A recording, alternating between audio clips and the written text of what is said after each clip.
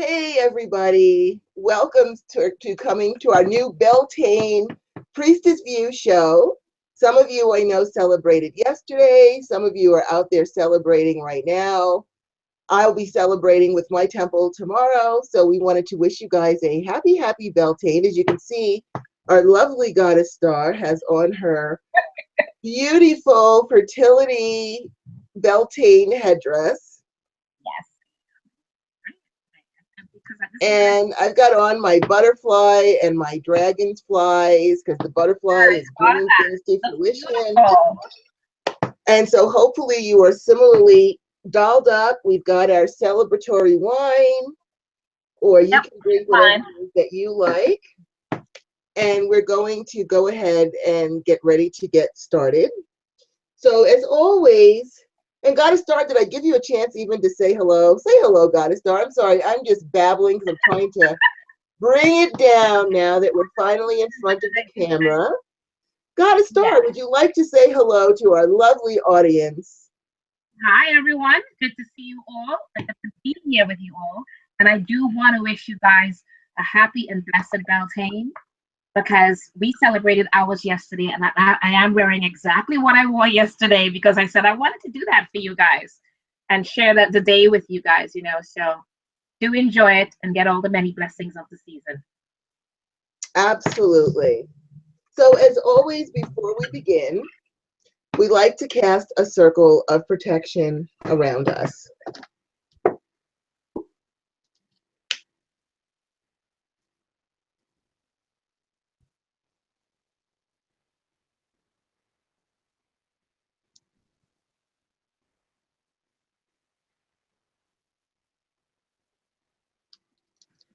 All hail, our lords and ladies of the East, our brothers and sisters, our brother and patron, the sacred element of air, namaste. Divine honor, love, joy, peace, and respect to thee. I charge thee, please cause a barrier of protection through all of our walls that face your direction, from corner to corner and end to end. Let peace and protection reign herein. Thank you, so it is, so mote it be.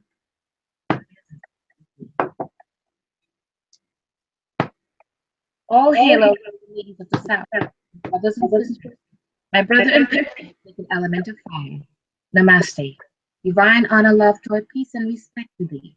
I charge you, please cause a barrier of protection through all of our walls that face your direction, from corner to corner and end to end. Let peace and protection reign herein. Thank you, and so it is, and blessed be. So it is, so mote it be. All hail, our lords and ladies of the West, our brothers and sisters, our sister and patron, the sacred element of water, namaste. Divine honor, love, joy, peace, and respect to thee, my lords and ladies. I charge thee, please cause a barrier of protection through all of our walls that face your direction, from corner to corner and end to end. Let peace and protection reign herein. Thank you, so it is, so mote it be. So it is, and so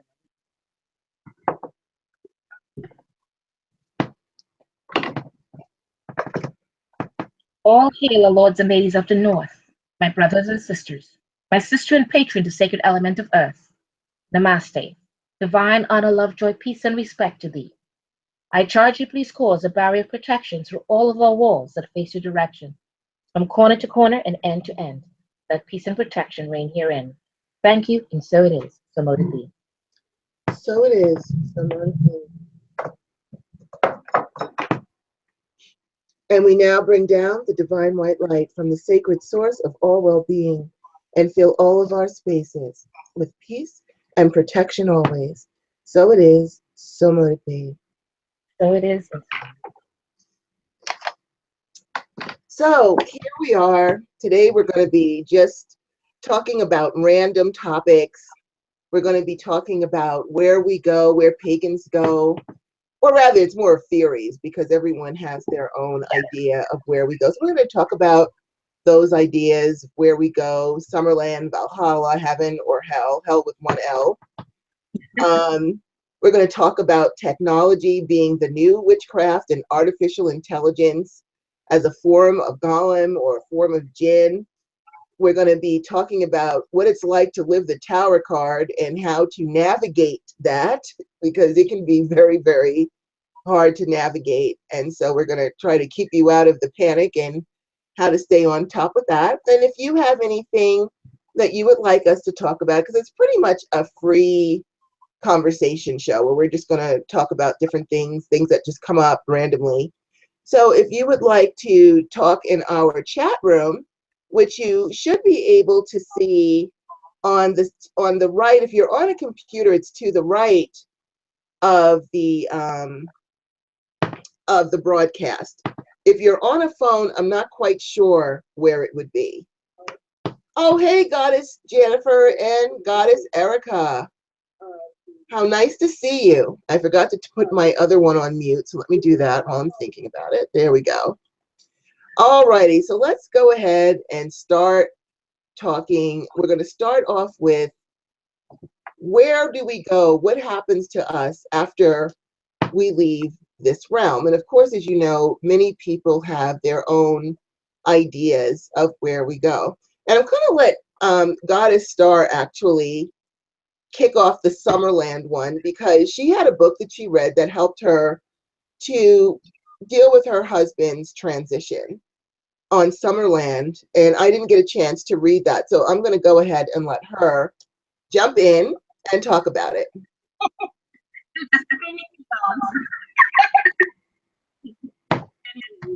This is the book that she's speaking about. It's written by, it's called Entering the Summerland, Customs and Rituals of Transition into the Afterlife by Eden McCoy. And I did, when I read this back then, I was still grieving very heavily for my husband because he was my life mate, and my best friend, my everything kind of a thing, because I'd never thought of being married before until I met him. And then, you know, there it was. I'm like, oh, I don't mind doing this thing they call marriage, you know? And so when he passed away, it was, I felt kind of lost. So I was very glad to see that this book was around. And what I had done, I did a black candle in memorial for him. And I created a sigil for moving into the underworld and moving on to Summerland, because I used to dream about him a lot. So a lot of things in the sigil was based on those things that I saw. And there were so many things in there that I related to in what she said, as to people's beliefs, as to what I liked about it was that she put a lot of theories out there from many different traditions that you can think of around the world. That was very pagan oriented, because we all know the Christians think of it as, you know, you're going to either heaven or hell with the two L's, kind of a thing, depending on how you lived your life. But my husband was Jewish, Russian Jewish to be precise, and he didn't believe in anything in particular. So I kind of said, well, I'll do something that I felt comfortable with, and I know he would not have minded. And that helped me deal with his passing, and deal with the grief, actually, and not just the passing, but the grief of it. Because no matter what we say, no one can tell you how long to grieve, or when you should stop grieving, because people do try to tell you that. They do try to tell you. I remember my aunt saying, it's been 6 months, you need to go out and party. You're just moping around here. And I'm looking at her like, who are you to tell me, you know, basically when it is to stop grieving for the person that I cared about? You don't know the relationship we had. So no one can put a time span on that. And it took years, not just 6 months, years. So my whole thing, when I did the candle and I did the sigil on it, and I even remember talking to him about some of the things that was in the book, which was, I know you're on the Elysian field. I know you went to Summerland, and I know that you, because he was such a good person at heart, you know, that I took him to that concept of, in my head, that's where my theories went with it. He was on the Elysian field, and he was at that beach, that beautiful beach. And I think part of that was based on, let's see, when we went on our honeymoon, we went to Tobago, in the Caribbean islands, and it had this beautiful beach that I don't even know how to describe it. And that's part of what it looked like to me. And again, because that's my concept of it. Again, everyone, like I said, in the different pagan traditions believe different things. And so that's where it was for me. And in dealing with all of that, it helped alleviate and take away some of my grief and made me feel like at certain times I thought he was there and letting me know I may have moved on to that field, but I'm always going to be with you in your heart when I'm needed, that kind of a thing. And I've always felt every now and then that he's been there with me whenever I needed it. So a lot of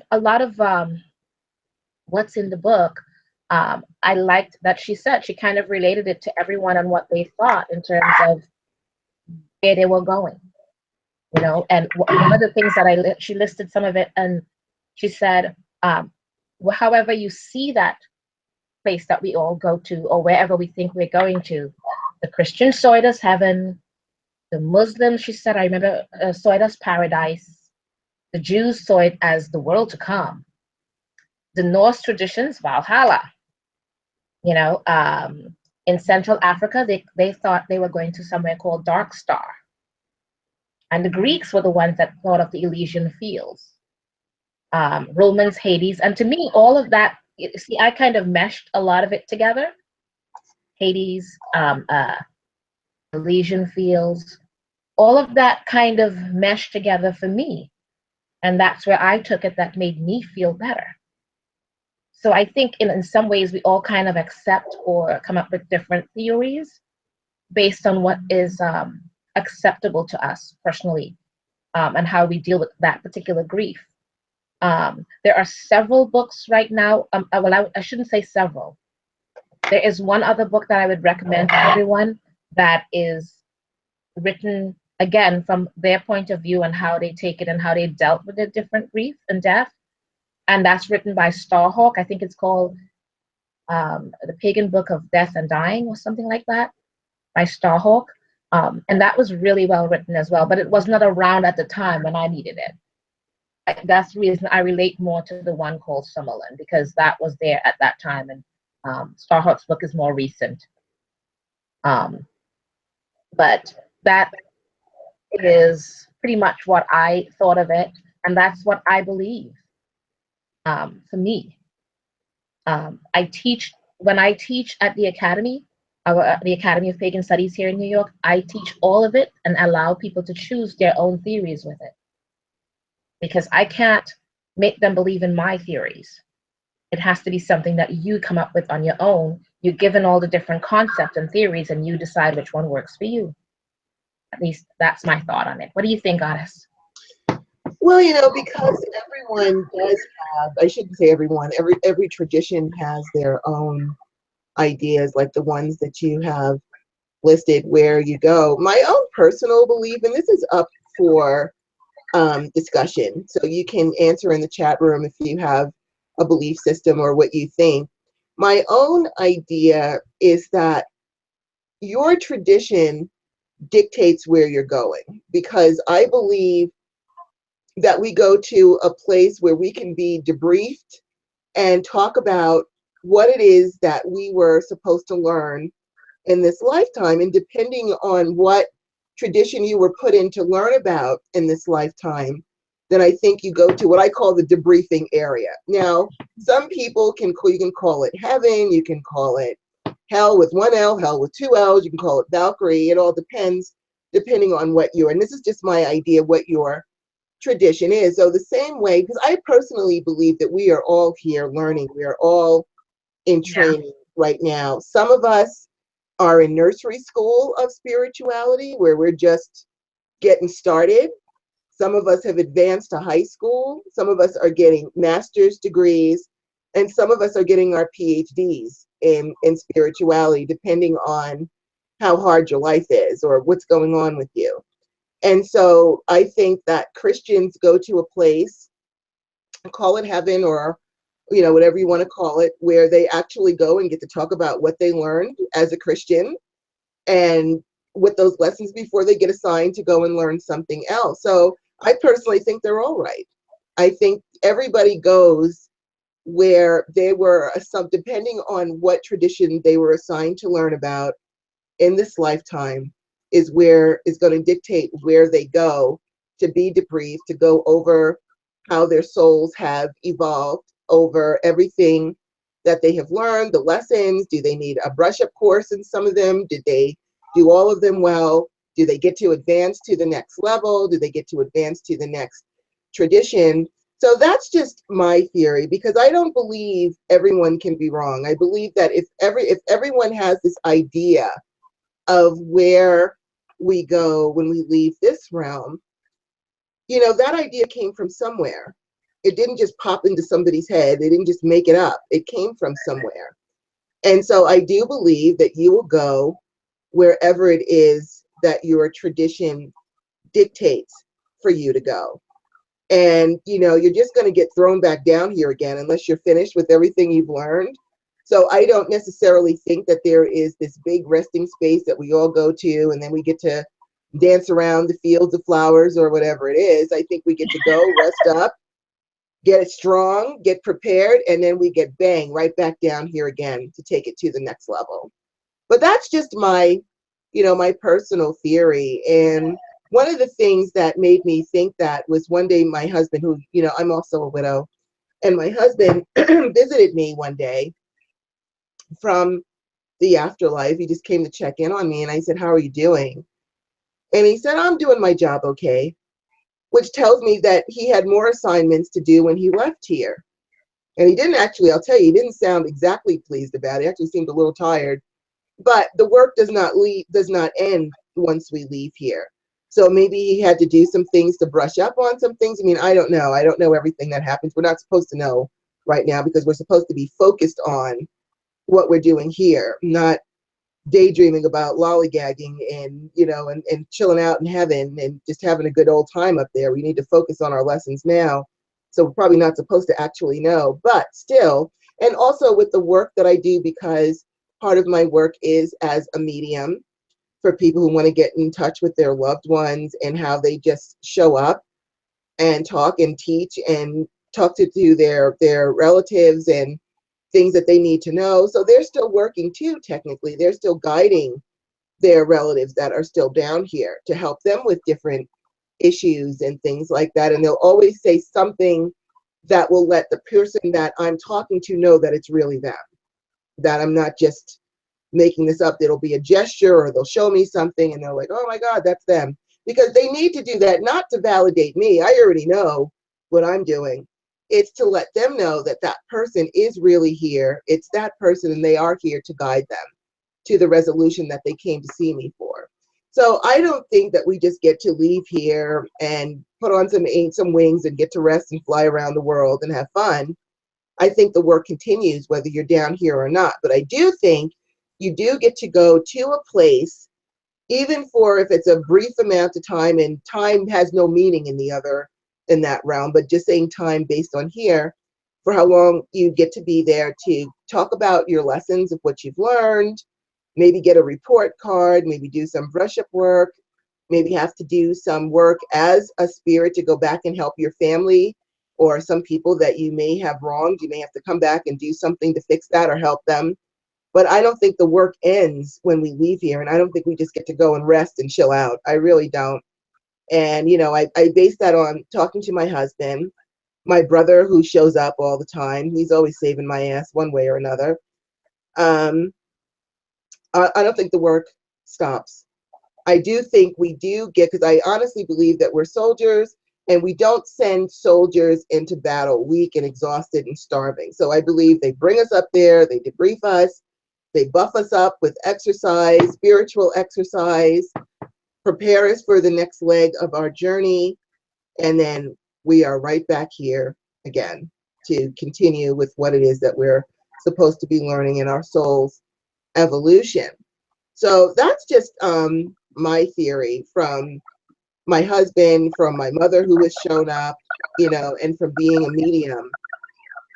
That's just my theory. And I would love to hear everyone else's theory in our chat room. If you're there in our chat room, I'm hearing a feedback, but my thing is on mute. Goddess Star, is your other page on mute? It was on mute. Let me go and check again. Okay, so it must be just something with Google. Yeah. It's okay. It's on mute. Yeah. So I would love, oh, thank you, Goddess Erica. Thank you for telling us we look beautiful. I know that you look beautiful too. I had the privilege of having dinner with Goddess Erica the other night, where she flew into Albuquerque and was kind enough to take me to dinner, and we had a great time, and her hair was all dolled up. You should have seen her. She was just this vision of loveliness and sweetness. It was great to see you. But I would love to hear what your opinions are in the chat room about where do we go, what happens when we die. I know that some people need to believe that their loved ones are in paradise and all those things. And that's not to say that they're not. I just don't think that's the end of it. I think we get to go there and rest, you know, maybe take a little vacation for 100 years, 100 Earth years, and buff up and get strong and review things, and then we get plopped back down here again. That's my personal belief. I agree with you because there are so many times when either my great-grandmother or my grandmother or my husband, you know, especially my husband, he shows up every now and then. And I always feel kind of guilty a bit, like because I'm thinking of him a lot or whatever it is that I'm making him putting in extra duty kind of a thing. But I'm always happy to see him. So it's all good. But also, if you think about it too, my belief is that I've been here many a lifetime. So I believe that in that whole theory of yours as well, because I believe that, you know, I keep coming back to learn something else and learn something more. And there was even a young lady named Jeanette, brilliant, one of the best I've ever met with astrology. I mean, she's just so amazing and it just pops out of her head. And she did a reading on me with astrology-wise, because I'm not as proficient as she is. I've never seen anyone quite like her. And she did a reading, and she said to me that in my last lifetime, that I began what I'm doing now, and that's why I'm continuing this whole thing of, you know, teaching and being that priestess and all these different things. And I was like, I wish someone had told me that it was going to be so much work, or that I'd be working so hard at this. You know what I mean? Here, you were sent here this time to continue the path you started, and you'll be continuing the next lifetime as well. And I'm like, geez, they're not even giving me a rest. No, there's no rest. There's no rest. Well, you know what? The more you evolve spiritually, the more the lessons are going to get, you know, stronger and more intense and more complicated. I mean, they told us before we got here everything that we would be facing. We just don't remember. You know, we don't remember because we're not supposed to. We're supposed to be focused on what it is we're supposed to be doing down here, because otherwise, you know, wondering when can I go back, when can I relax, when is this going to be over? It might take away from you paying attention to what's going on right now. Because I do think that there are some people that quite never learned their lesson, and they're being sent back every time to keep doing it over until one day, kind of like watching, I forgot that movie, the name of it recently, where the young lady kept repeating the day over and over and over until she just decided to change it. Mm-hmm.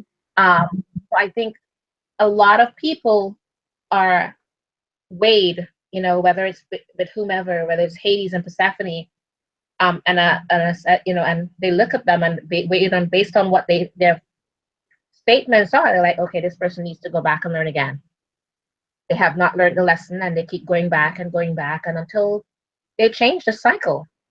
And when you do, then you can move on to the next cycle that you have to move on to. So some people kind of stay in a loop, I believe, until they can learn, like you said, and evolve to the next level. But hearing it from this young lady, that I'm still going, because they said you've evolved through this, and this is what you were meant to do. Because I said, sometimes it gets really tiring. You know what I mean? It gets so overwhelming and tiring sometimes that you want to give up, not necessarily give up, but retire, kind of a thing. Right, retire. Upside of the head, and they go, no, you can't. This is what you're supposed to be doing. And you just kind of buckle up again, and you wake up the next day ready to go again with more ideas, more thoughts, and more everything. And it's what we do, So I believe in all of that entirely. I do too. I do believe in that as well. We're down here to learn and grow. And like I said, not everybody may be as evolved. I'm just saying thank you in the chat room. That's why, let me just do that. There we go. Not everybody is as spiritually evolved. And that's why you also have to have patience with a lot of people who get in your face and tell you you're going to go to hell and things like that, because they're in a religion that is so controlling. Well, you know what? Maybe they're so spiritually immature that they need to be controlled. They may need to have that parent figure, that father figure that's going to come down and kick their ass if they do something wrong to keep them in alignment.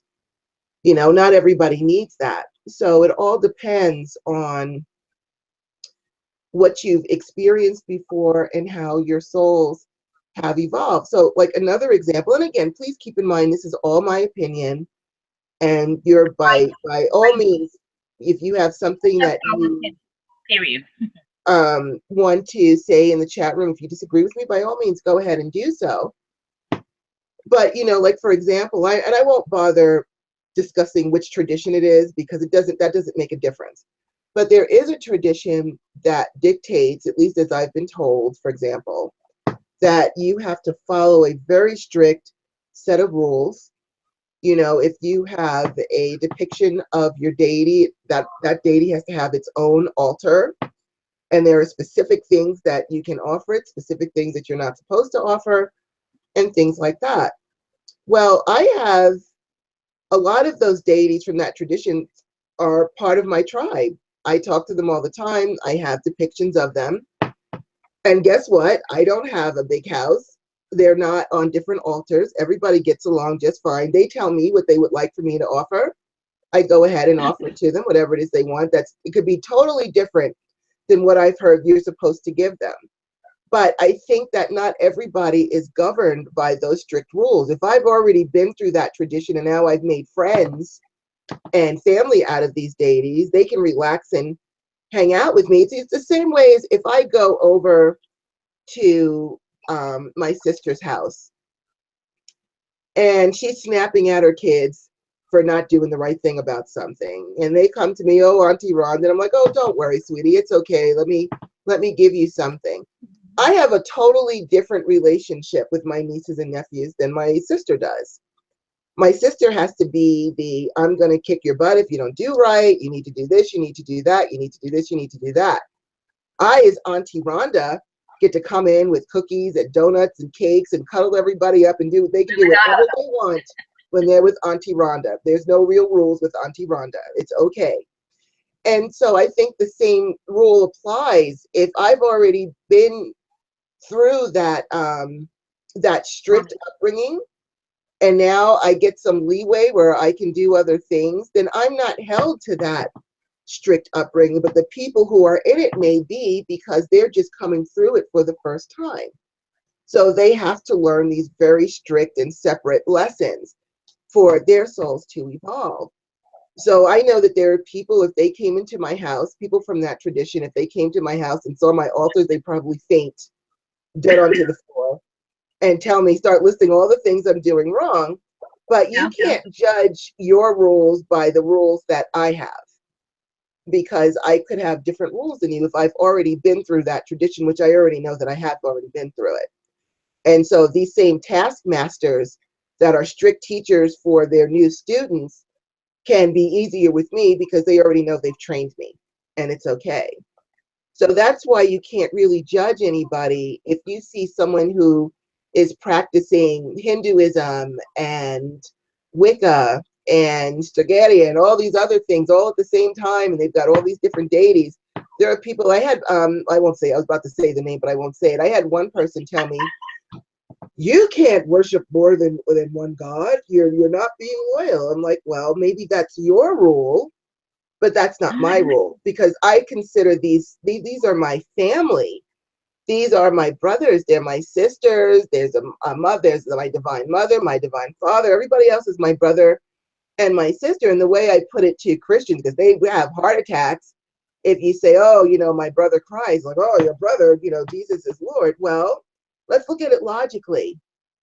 In your spirituality, if God is the Father and Jesus Christ was his son, and God is supposed to be the father of us all, wouldn't that make Jesus your sibling? Just a little logic there.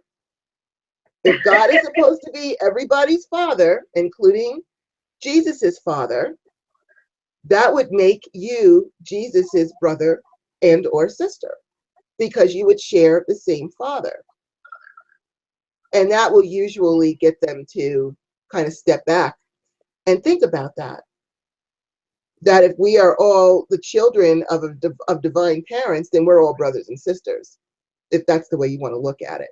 So in my idea, these deities are my brothers and sisters. I don't look at them so much as worship. I look at them as respect for my family. But that's just me, and that's what I feel I have the leeway. That's the leeway they've given me to do that. And I know it's because I'm such an old soul, and I've been down here so many times, that it's cool, it's okay. But everyone has their own, you know, ideas, and that just happens to be my personal opinion, that you can't judge somebody who may be worshiping or doing some things of your tradition. You can't walk up to them and saying that they're doing something wrong, because you don't know what was dictated to them to do by the very same deity that might be kicking your butt and putting you under very stringent guidelines that you cannot break free. If that other person has already been through that and is now just, you know, relying on them as family to help them out or lift them up or give them some advice as mentors, their rules are completely different. The same way a grandmother will treat her grandkids and spoil them with everything that she can, but pull out a switch and beat her own kids' butt because they're under a different set of rules. It's just different. Everyone has also different rules. And I know that there are people that would heartily argue with me, but again, that's just my opinion and my theory. What do you think about that, Goddess Star?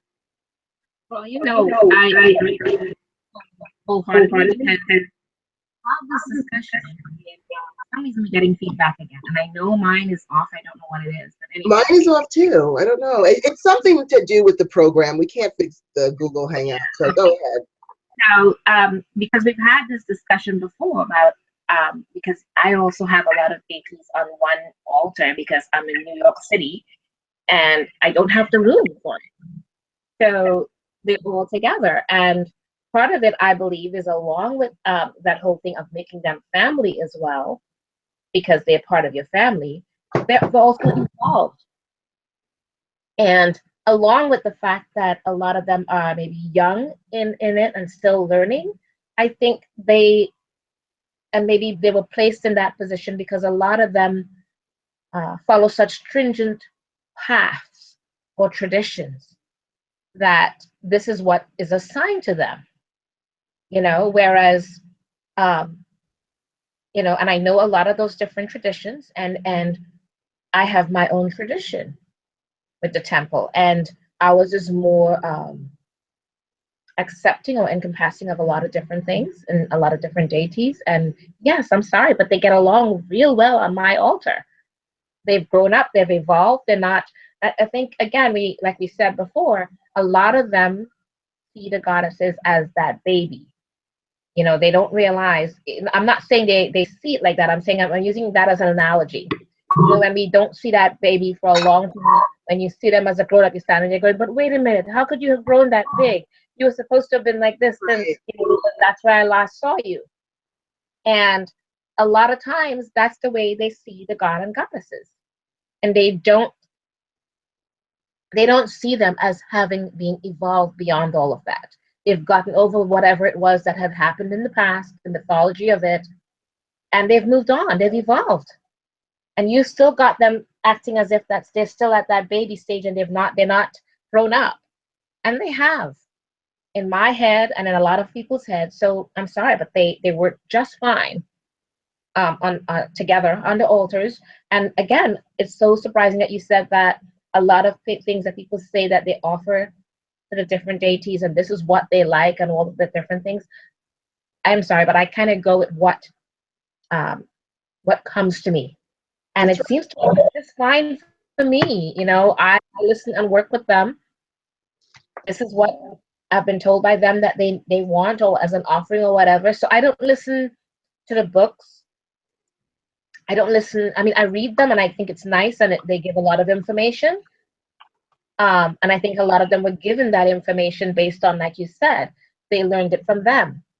But as time goes on, I guess they've evolved in different ways and it comes to me that way.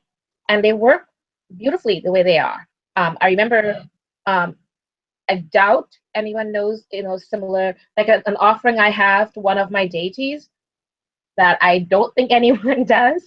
An offering was, I offered her, those Sesame Street, a little red guy, I forgot his name. I forgot that little one from Sesame Street, a red guy. But anyways, and I offered that as part of the offering for something because it was for a friend of mine's baby that had passed away. And I offered her it and I said, if you can just help her with it and, take her under your wing. And I felt such love, such acceptance, such everything with it. And I was just like, I know that nowhere in any book they said I can give her this as an offering, but I did. And it works, I think we have to listen sometimes to our deities and listen to what they want. It's not necessarily what are in the books. Sometimes you will hear it, but if you have, in some ways, been so dogmatic and so or traditions or you believe, then you stop listening to your own telling you things, and you only listen to what's being told to you. And again, maybe it's like Goddess Rhonda says, maybe that's what you need to go through right now so that when you evolve the next time, you will learn to listen more. That's right. Maybe that's all part of it, your different growth stages. Because I have been in some of those traditions, not in this lifetime, but I have, because I could not wait when the minute I'm like, I'm sorry, no. It feels to me so Christian in a sense, addict, that I can't. And it's supposed to, and it's pagan. So it depends, and like you said, if you've been there before, you've evolved, you're not going back there. Who you are right now to even think of going back there. So, it's definitely part of your evolving and your growth and where you want to. And I think that most of us that I'm speaking to that are like you and I, where we are teaching, we are priestesses, we've all followed into this pattern of where we've evolved to a certain degree. Right. And I think it's just something we have learned, and we've learned that we've got to move on with it. And I guess part of it too is that I'm a very logical person. So when like how you explained to that Christian about, well, if this is God the Father, and then there's God the Son and his son, Jesus, which when I've gone even a step further when I've been explaining it to some of them, and I said, you have said that I am being disloyal by having so many as that I work with. I said, but don't you work with God the Father and God the Son? You guys kind of worship more than one, but you say that you don't, and they get all upset at me. So I try not to get into too many conversations with them, because then they get into a shouting match with me, which I'm like, I'm just asking you a question. I'm not dictating it. I didn't say anything else. I'm just asking you more than one, that kind of a thing. So Huh. Well, no, But I've definitely, it is huh? true. It is what you're saying. Yeah, you know, It's and true. then they get upset at you.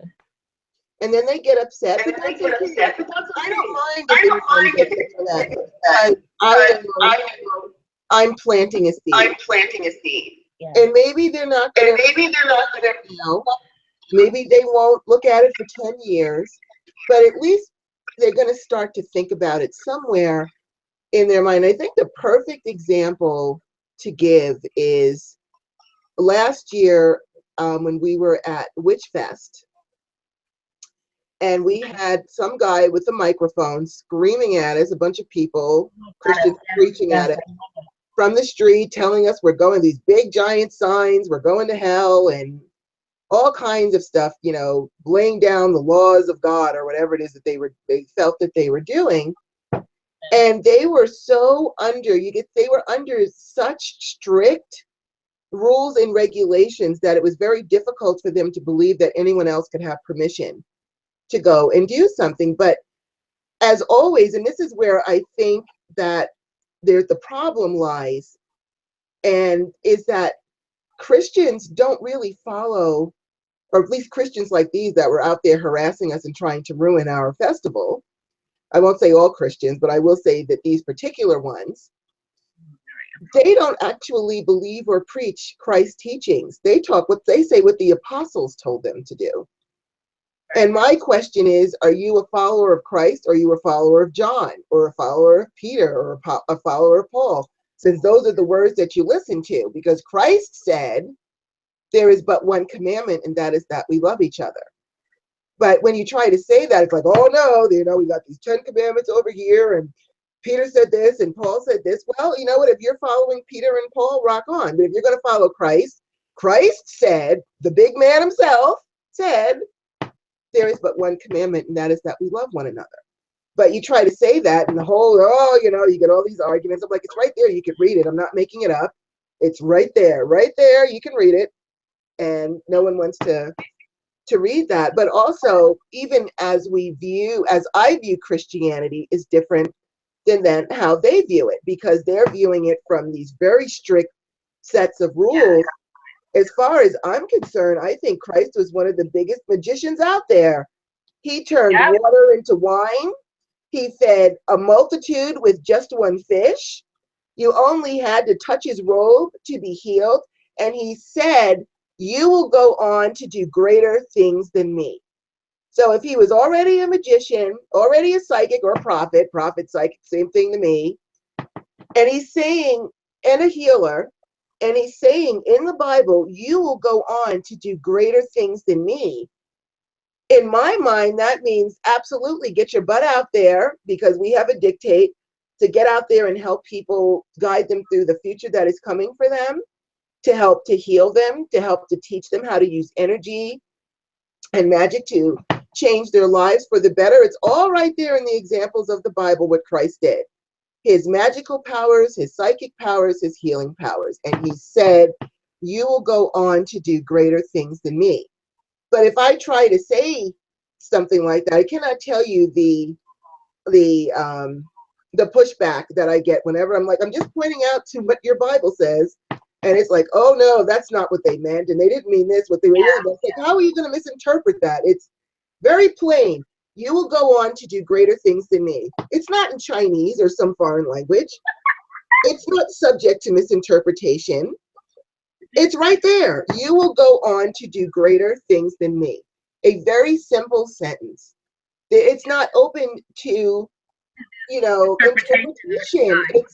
It's right in front of you. So I've decided, I don't argue anymore with anybody. I don't even bring it up. Just, you know, you believe what you want to believe, because I already know I never get anywhere. But you do, you know, I do think that it's important to recognize when you're dealing with these people that some people are still spiritually immature and need that mommy, daddy, strict rule kind of a thing. Because even in Christianity, you have been given the leeway to be a psychic healer and magician, to help people and to be of service.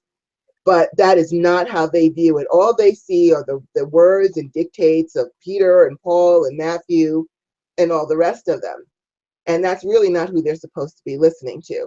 So you have to say, you know what, this is a spiritually immature person that still needs lots of rules and regulations and to be afraid of consequences. You're going to go to hell, you know, you're a sinner and blah, blah, blah. And if that's what their soul needs in this lifetime, then that's okay. We give them permission to do that. And, you know, you let them be, because I found there's no point in discussing it. And that's not even a matter of opinion. I show them, okay, this is what the Bible says right here. It's right here. It's not like I'm making it up or changing the wording. It's all right here. And it's like, oh, no, that's not what it meant. That's not what it meant. It meant something else. Okay. And, you know, and I'll say to them, you know, you don't even have the whole Bible. You know, a lot of it's been taken out. Well, if it's been taken out, then we didn't need to know it.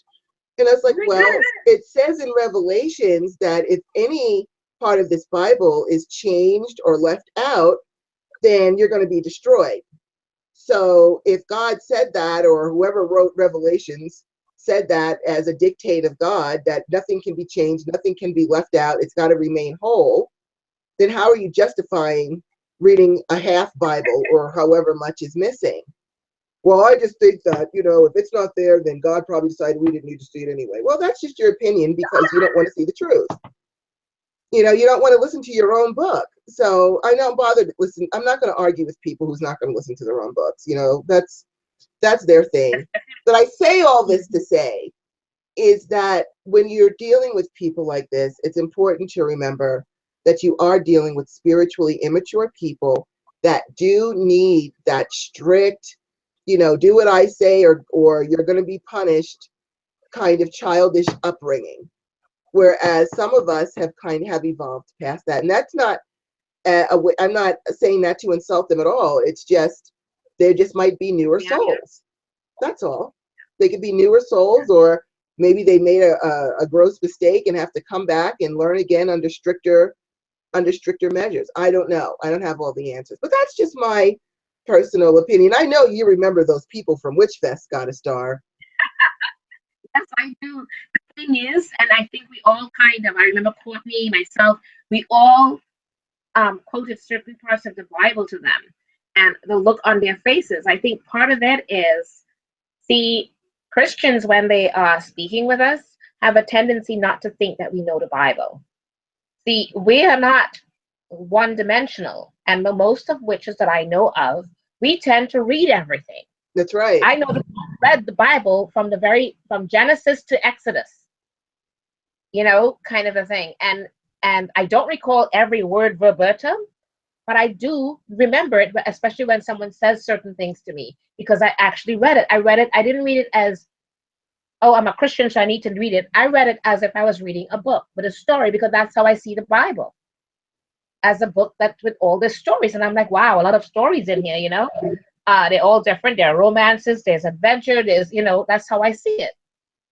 So when you quote a line or a paragraph or a Revelations verses 1 chapter, whatever it is, they have a tendency to be like either taken aback or very shocked that you even know it. Because the whole idea is, and if you recall them, they were there to save us. To save us from going to hell because we did not know any better. We did not know the Bible. We did not know Jesus's teachings. So the fact that you are standing there, or I or Courtney, and quoting the Bible to them, that now takes away that section that they were saying they were here for. You know what I mean? Their whole reason for being there is now taken away, because they're like, wait a minute, you guys know the Bible? You're telling us parts of the Bible? So now what? You know what I mean? So they're standing there, and they're not knowing how to really continue, other than to keep reiterating, we're here to save you. You don't know any better. Save you from going to hell. You know? And from one of them had said, we want to make sure that you don't convert anyone to your witchcraft. Right? And I looked at him and I said, we don't convert. This is something that has to be in you or calls you on its own. We don't convert. We don't want you to come join us. We really don't. Because you have to be ready to be joining us, kind of a thing. Whereas you have to go out and convince people to come to you. That's not the way that someone's accepting of a religion. They dragged, they dragged and taken there. And for them to accept it, like you said, they have to be very young in their souls. They're still learning and they still have to go through this certain parts of, of what they need to do to guide and grow from there and hopefully evolve. Because all they're going to happen if you don't evolve now and learn the lesson now, it's going to keep recycling back and back until you do. Just like that movie. I forgot the name of it. Oh, well. Anyways, yeah. No, you're true. And I want to tell you guys a story that will also kind of bring this point home. It's one of my favorite stories. And this was back in, I want to say probably like 1981, 1982. And I used to go to the library. Our library was offering yoga classes, and I decided I wanted to take yoga, which I really enjoyed. I enjoyed the stretching. It made me feel good. I felt great. And so the yoga teacher, after we had been there for a while, started advertising what she called a healthful weekend in upstate New York, in the rural part of upstate New York. And the whole weekend from Friday, Saturday, and Sunday was only $50 for all 3 days. And they gave you room and board, and there was going to be different yoga classes, and they grow all their food because it's this big farm that they all live on, this big commune farm, and so all the food is fresh, and they grow it all. It's all vegetarian, and and so forth and so on. And it sounded great to get away for $50 and go do yoga for a weekend out in the country and eat lots of vegetables and be with other like-minded people. It sounded too good to be true, which it was, but we'll get to that. So anyway, I got 2 of my girlfriends to go with me. We all worked at Estee Lauder, and they said, okay, I'll go. Sherry and Nancy. Nancy drove. She drove her little Volkswagen Bug, and it really was a beautiful drive going upstate, into the rural part. There was real country out there. I mean, it was so rural that the post office was in somebody's house. That's how rural it was. And so we get to this big farm, we get to the gates and we drive in, and it's huge and we don't know where to go. And so we're driving around this massive parking lot looking for signs of life from anybody. And we could see people working in the farm, but we didn't see anybody in the parking lot. And we did see a building a bit way. So we started driving towards the building. And as we were driving, there was one guy who walked past us. And so Nancy rolled down the window and said, excuse me, do you know where we're supposed to go to register or sign in for, because we're here for the weekend? The guy completely ignored us. He just kept walking, But there were signs and clues that we should have paid attention to. But, we were just so excited to be away and having fun. So we're like, okay, maybe he didn't hear you. So we drove closer to the building, and then we could see people. So we parked the car and we get out. And underneath this tree is this man playing a guitar, and there's these 2 young girls. I say young, they're probably 17 or 18 years old. He was probably in his 20s.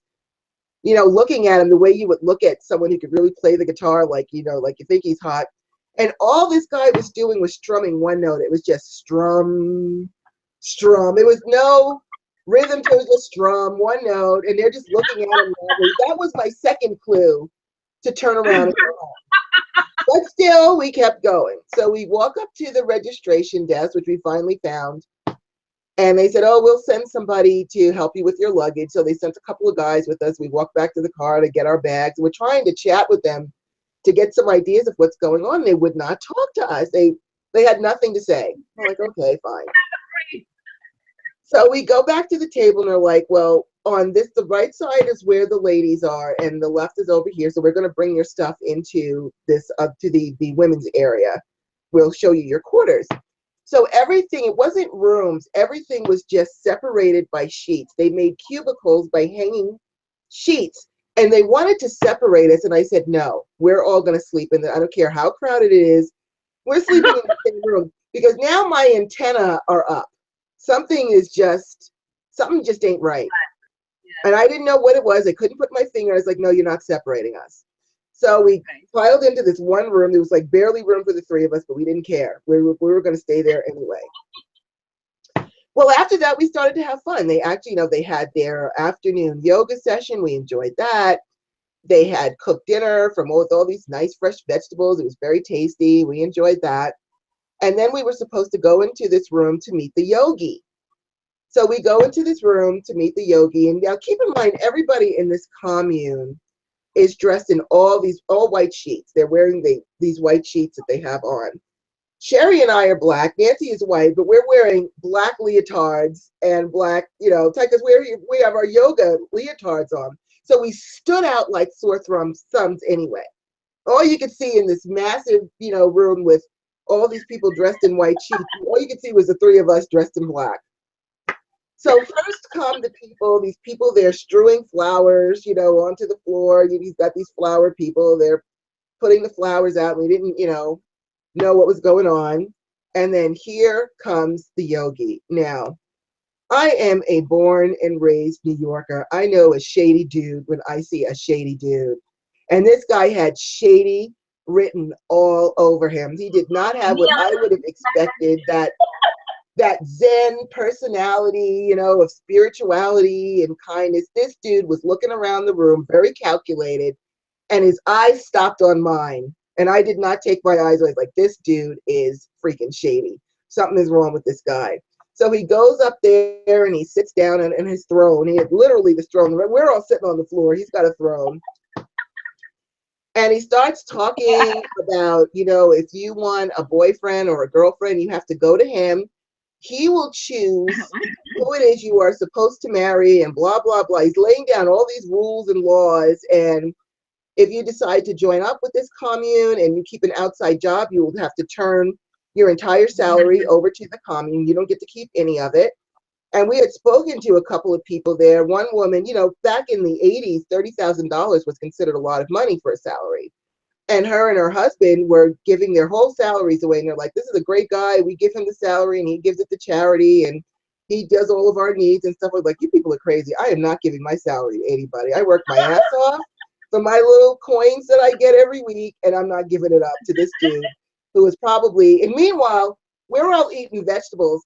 In front of his little house, he doesn't live in the commune. He has his own house with a big limo in front of it. So obviously he's not starving himself or sacrificing. He's got this big ass limo in front that people drive him around. That is not someone who's showing any kind of humility to me.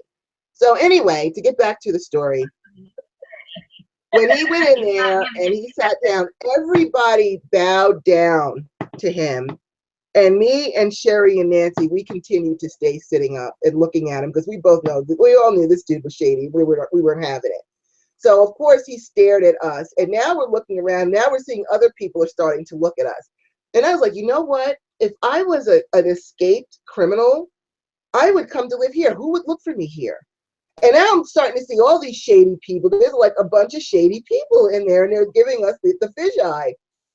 So we're like, okay, you know what? We're uncomfortable because now I don't know what's going on. And we've heard about people getting abducted into cults and things like that, which it turned out to be a cult, but we didn't know it until we were already there.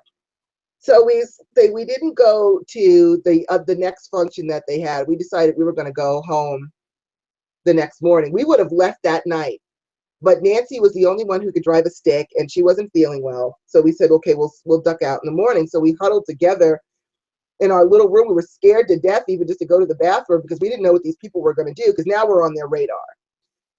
And so at like 4 o'clock in the morning, we finally fall asleep. And keep in mind, we're in this little tiny cubicle of sheets, and we're in our sleeping bags, and we're just like bundled in there like sardines. And this woman comes in, and she like opens the thing, and she's got this flashlight that she's holding under her chin. So all you saw with her was her head, like floating in the darkness, coming towards us. Scared the crap out. I was like, what do you want? And they're like, oh, sisters, it's time for the sunrise ceremony. It's like, yeah, we'll meet you down there in like 4 hours when we get up. You go ahead and do your thing.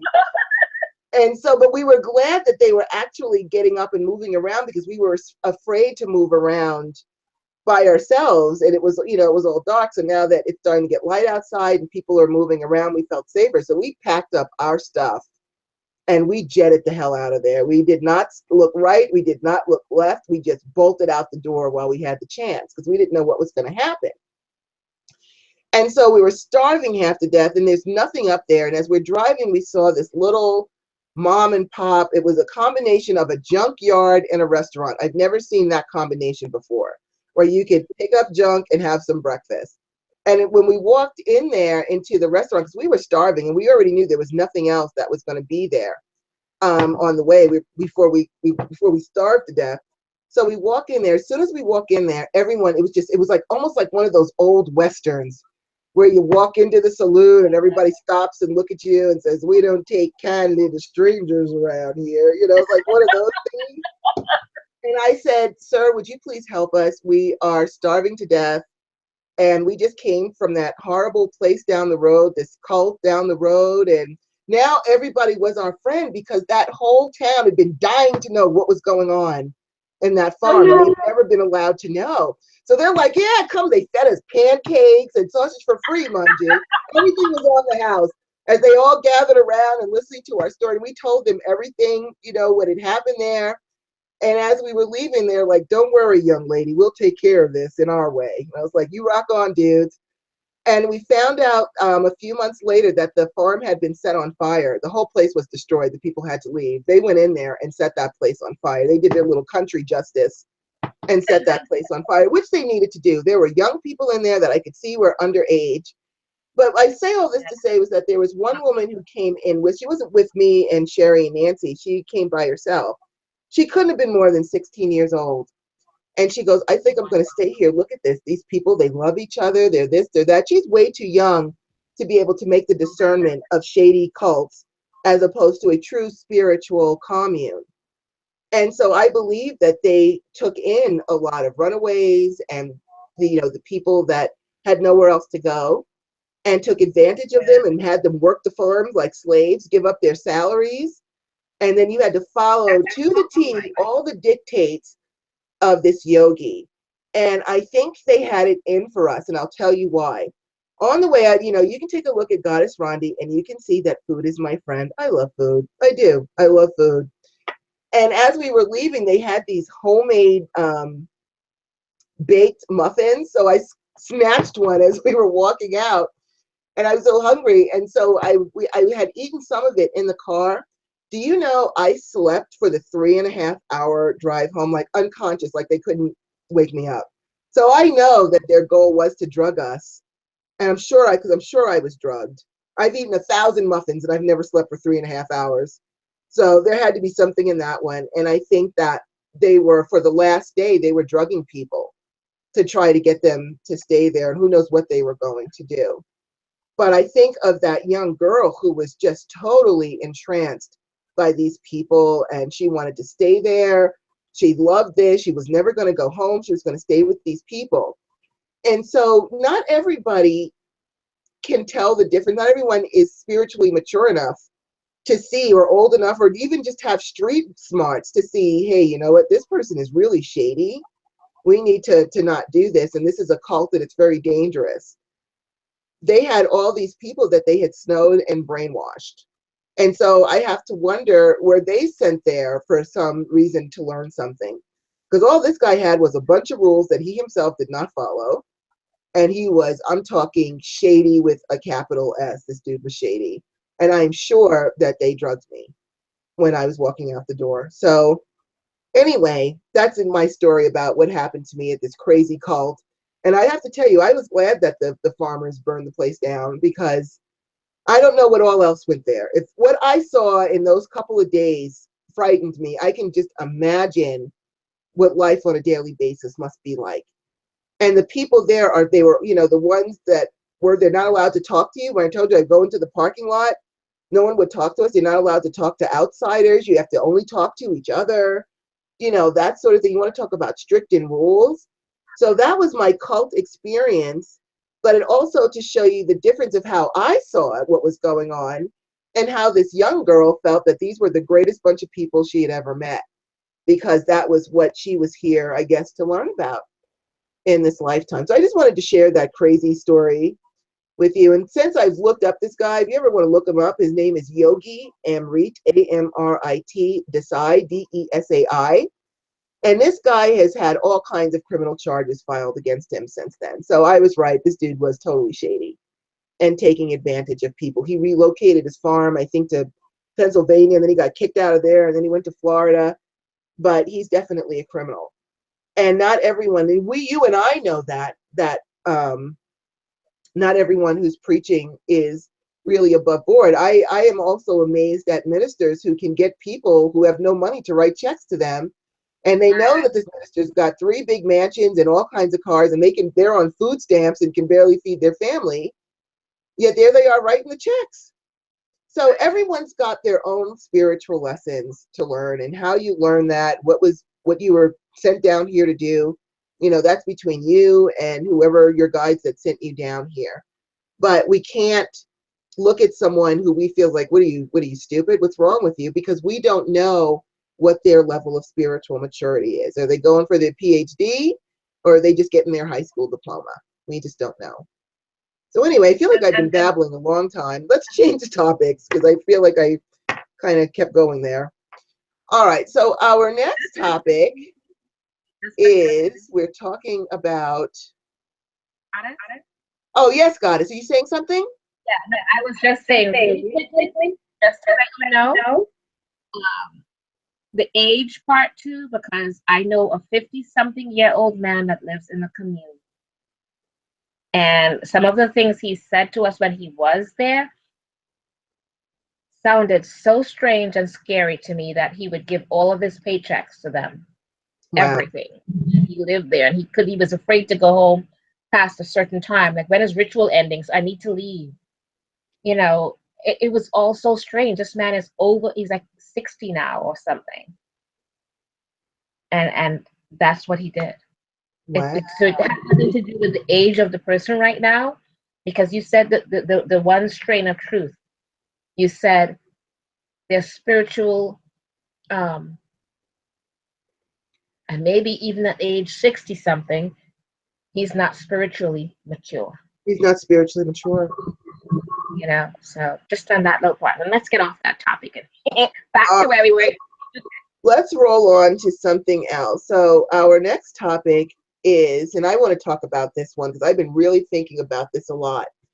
Is technology the new witchcraft, and artificial intelligence a form of a golem or a jinn, or somebody who can help us the way we do? And the reason I was thinking about that, I was watching a commercial, and it's one of those, I don't know what the, they name everything, like Siri is for the iPhone. Well, Amazon has something called Amazon Fire. I don't remember what they named her, but someone said, I'll just call her Amazon Fire. I don't know what her name is, what they call her on there.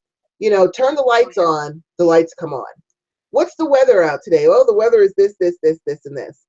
And I'm like, you know what? When I was growing up and watching Bewitched, and she could just command, lights on, and wiggle her nose and the lights came on, or it's almost like technology has kind of taken that. You can just say, turn on the lights will come on.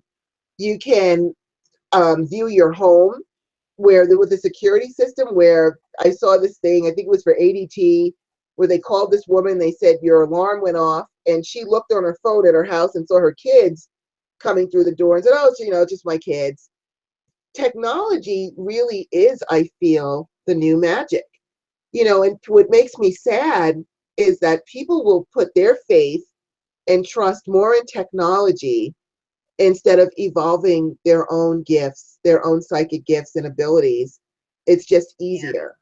Yeah. And then, they create golems to do biddings for you, do things for you. They're entities that will do things for you. And I believe that that's what artificial intelligence is. We're just I could tell my phone, hey Siri, how do I get to Walmart or wherever it is? And just like that, on my phone will appear the directions on how to get it. So it's just almost like technology has become almost like the same kind of magic that we would have watched Bewitched or Genie do, or with something like that. We give a command and it's done. Now, on the one hand, I love technology. You know, I'm very bad at it. I'm not going to lie. I do not do well. I can text and things like that, but that's pretty much the extent of it. I have to really work hard to learn something new with technology. But it also disturbed me because I truly believe that if we put the same time that if we as pagans and magical people put the same amount of time and effort into developing our own gifts of telekinesis and everything else, we would be way ahead of where technology is. You know, we would be able to talk telepathically to each other, levitate whatever we need to come over to us, things like that. But I think we get stuck in, you know, we do our routines, we do our spells, but we don't take the time to actually continue our own lessons and practice what it is that we are that things that we do as far as magicians. I'm not saying that you haven't taken it to a level that you're helping yourself and helping your family, of course, right on. But are we really are we putting the same effort into developing our gifts that scientists are putting into on their side? And that is where it's made me really think about that where is our continuing education? Where is our drive to develop our own superhuman gifts to do these things that we now depend on technology to do? I don't think that we do enough to keep our own studies going. And to be fair, you know, a lot of us, like Goddess Star and I, we have so much on our plate. You know, I try whenever I can because I am a wisdom junkie. I love to learn. I love learning stuff. I love, if you do something different than I don't do, then please let's sit down and talk about it. I want to learn. That I love learning. I'm here to learn. I'm here to teach, and I love learning, learning, learning. Unfortunately, because we are one women shows and we have to run a business, you know, do our ceremonies for people, do our healings and our readings and our counseling, try to deal with our own lives, our personal lives as best we can. I don't have the time that I used to be able to spend poring over books and reading and things. But it just struck me as I was watching that commercial how much time and effort the scientists and engineers have put into their craft, because science is a craft as well. That's a craft. Putting together phones and putting together computers is a craft. They've put so much time and effort into their craft. Are we as pagans and witches or magicians or conjurers or whatever you call yourself, because to me it's all the same thing, you know, rose by another name and all that, are we putting enough the same effort into our practices and to our evolution as magical people and our craft that the scientists and engineers are putting into their craft? So what do you think about that? You know, I think it's interesting and all of that because even Windows, on my laptop, it has Cortana. That's her name. And she is always asking me, tell me what it is that, you know, give me little ideas of what you want or like, and I'll be able to suggest things to you. Every time I turn on my laptop, Cortana says that to me. I usually ignore her. I don't engage her in any way. I don't have, even on my cell phone, I know it has all the different things and it says use Google and talk and say what you want. Right. And I don't engage any of it. Because I have a tendency in my head, you know, once I see something, photogenic memory or photographic memory, once I see something, I can remember it and recall it. So right. if Cortana is trying to tell me something of an address or whatever, once I see it on the map, that's it. I know it. I don't need Cortana, so I don't think of it. My friends even call me OnStar because I could get in the car and I could tell them, no, take that street and, you know, whatever it is. And it works well. So I'm like the OnStar for them, or the technology kind of a thing when we're in the car or once I see something. I kind of know what you mean though, because I have a friend of mine who She says to me, every time I ask Siri what it is I want, and she says, just listen, I tell her this thing, and Siri tells me this is it. And when I listen to you saying about how technology with Siri and all the different things, I'm like, you're absolutely right. I hadn't thought of it. I just thought of it as another bit of technology that's there, that's brought to our fingertips to use. But I'm so old school, I don't think of using it, But people engage her so much that she's become this. And don't forget, whenever we utilize something a lot, it becomes that precious, or that that entity, right? Because they've given Siri a name. Everybody goes, let's just ask Siri, as if she's this entity that's standing right next to them, that they'll just reach out, hi Siri, how you doing? Tell me what da, da, da, da, da. They do it in movies, they do it in everything, and it sounds like if they're really just talking to someone that they know, their best friend. Cortana gets on there, and she, every time, like I said, I turn on my laptop, and Cortana says to me, is there anything you'd like me to get for you? Tell me a bit more about yourself, and I can tell you anything and help you with anything. And I just ignore her. I'm waiting one day for her to say, why are you always ignoring me? I'm waiting. I think I will freak out and drop my laptop if she says, ignoring me, I'm here and you're not utilizing it. Because I think it's like you said, she is just, they have become, or technology has become, the special effects. And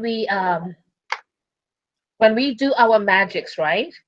That we do our spells and our different things, we say it'll happen, but we say it doesn't happen like it does on Charmed or other things because we don't have the special effects. But now we've got all these things that are acting like the special effects on the side. So when you say, maybe if I had Cortana and I got engaged with her or whatever it is, I'm not saying anything to Cortana, I'm just letting you know, okay? I'm not. But it's your jacket. Be careful. Yeah, that's what I mean, So, okay, I'm not going to say her name. I'm just going to say her, okay? So if I said, just in case, if I said her name and I was like, could you help me with so and so and so, her would help me, right?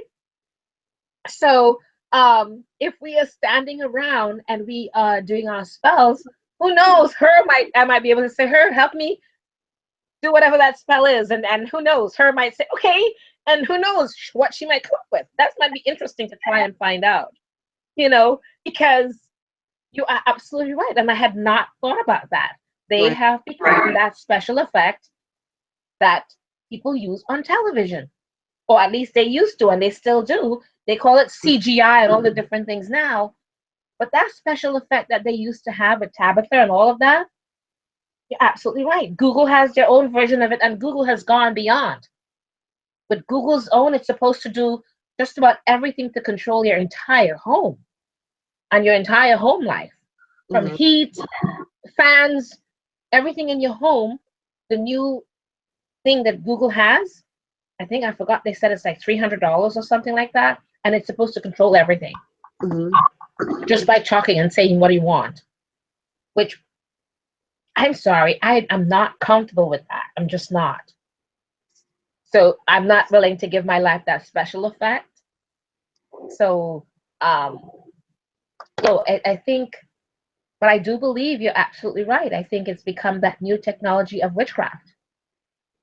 Whether we want to admit it or not, because it's not something that I thought about until right now hearing you say it. But yeah, I think it's become that special effect that everybody is using without realizing it. You look at their phones and their different things, and they're like, I'm not kidding. My friend is in her late 50s, and she's standing there going, Star, Siri told me to do this, and Siri told me to do that, and and Siri said, and I'm like, but honey, stop with the Siri, please. She goes, but she's real, Star. She's always telling me things to do, and I'm like, that doesn't sound right, but she's funny. I think she's just trying to be funny. Right, of Let's course. hope she doesn't follow it. You know, and that, I'm gonna have to talk to her. No, Roberta, you seriously are not really following everything Siri told you, right? Because she said to me, Siri's always talking to her. But you know what? But When I think about what you said about Cortana, and Cortana, you know, what can I suggest for you? I use in my windows, it's true. When I press my little button, there's Cortana yeah, saying, ask me anything. You know, what do you want? Ask me anything. tell me what And you I want, just, and I'll when you said that, I started thinking, you know what? How much further along would I be with my goals if every morning I asked my deity, this is what I need a suggestion for. This is what I need help with for today. If I did that every day, instead of, you know, having Cortana, if Cortana is asking, you know, your gods and goddesses would love to help you too. So imagine if instead of talking to Cortana or Siri, if we got up each day and said to whatever particular deity represents whatever it is you're trying to do, or whoever it is that you talk to or worship or commune with, what if we did that every day instead and went to our altars, and as we do our morning blessings and oblations, if we said, okay, here's what I need help with today. With this particular day, I need help with this. What do you suggest? You know, we could do the same thing. I think that scientists really take their craft, and it is a craft. It's transmutation. All of it might not be in a spiritual level, but it is still a craft. And they really work their craft. And I'm just thinking that if we worked our craft as strongly as scientists worked their craft, imagine how much further along we would be in our evolution. And so because you said that, and you put that in my head about, and it's true, with Cortana saying, what can I do for you? What can I do for you? What can I do for you? You know, we have tons of gods and goddesses that would love to help us do things. So now I'm going to, each morning when I do my opening blessings and make my offerings and things like that, I'm going to say, this is what I need help with today. What do you suggest? why not? Because I mean, if Cortana could ask us that, and this is every time you turn on your laptop or you get on there, she's basically saying, what can I do for you today? I can do this, you know, and I could do, she's even said that. I can do this, you know, and I could do that for you, and I can do the other. So just tell me and I'll do it. Eager, you know? And when you think about it, our gods and goddesses are very eager too, because I mean, for so many centuries, people ignored them and did not speak of them and did not reach out to them. Mm-hmm. You know, so it's almost like a new revolution right now. Many people around the world are picking up, working with the deities of different types, even deities that not everyone knows or talks about. And the more you speak and talk about them, is the more they come alive, the more they do, and the more powerful they grow. You know, that's what happens with Siri, right? And Cortana and all of that. So I think we should all do the same. Work with them, speak with them. You know, have conversations. Don't just ask too. I mean, have full conversations. You know? What can I do? You know, suggest. You know, anything like that, and you will get answers. Maybe not at the exact moment, special effect, or like Cortana and Siri might do, but they certainly will let you know during the day. I know a lot of my answers tend to come at night, or you would not believe this, at the movies. How many times have I said to you, so and so is happening, I'm going to the movies, Right. right? Or some traumatic thing happened to me during the day, and I'm like, I'm going to the movies. I'll talk to you later, right? I say that to you a lot. And then when I come out, whatever it is, I solve it. Or I come up with different solutions. That's my that's my answering way of you know, I speak with them, and it comes out either in the movies or in the different things or whatever it is. But learn to listen to get the answers that you need. You know, I mean, what do you think? Well, you know, the more I'm listening to you, the more I'm actually starting to think that in our way, we are changing Cortana and Siri. We're making them goddesses. we're asking them to do things for us, and they just go ahead and they do it, or what can I help you with? And we are relying on them more and more to help us do this, or get our directions, or find a website, or turn on our lights, or check our security. And you know, I was watching, one of my favorite shows is Supernatural. And on one of the Supernatural, I've been sitting here racking my brains trying to remember what there's a word for it, and I can't remember. But anyway, on one of their episodes, there were these kids, late teens, maybe early 20s, to me they're children, went to this haunted house. It was these three guys and a girl, and they talked, you know, the guy talked everybody to go into this haunted house in the middle of the woods in the deep night, you know, there's nobody else around. And they say that it's haunted, and there's been all kinds of like devil worshippers in there and blah, blah, blah. So they go into this house, you know, everybody's nervous. They go into this house, and there's all these symbols and things written on the walls, all these witchy kind of symbols and sigils and things on the wall. And, you know, as they're standing there talking, this body falls down or something, and everybody runs away screaming. At least two people ran away screaming. But the guy and the girl were sitting there laughing their asses off because they had planned this whole hoax, where they came in and they wrote the things on the wall, and they hung this body up to fall down and scare everybody. You know, it was ha ha ha, big joke. Well, after that though, people started dying, and it was kept going back to this house where people were getting killed. And so the Supernatural guys, Sam and them, they went in there to see what was going on, and you're looking at the symbols on the wall, and Sam's like, you know, that symbol looks really familiar to me. Now their father, they're all demon hunters, and their father had this book with all these different symbols in it, and so they went back to look at their father's book to find the symbol, and it was a symbol that you use this symbol, and if enough people believe, you use the symbol and introduce a concept, and if enough people believe it, it becomes real. So because all these people believed that this ghost was haunting the house, this ghost literally became real. And the girl who had put the symbols up, she was taking a religions class, a world spirituality class, and one of the things was this book of all these symbols. So she thought it was cool to just go ahead and put all these symbols, having no idea what any of them meant. And so I believe that and there's a word for it, that if enough people believe a concept, it becomes real. And I believe that if enough people start relying on Siri and Cortana, asking them to do everything, they actually can take on a life of their own. Now, that's my opinion, of course.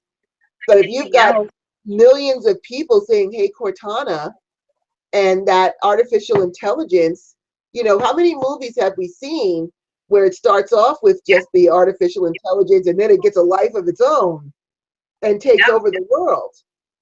So, you know, between like the Terminator, the Matrix, there was another movie a long time ago. I can't think of what the name of it was, but there are countless movies. War Games, that's one of my favorite movies.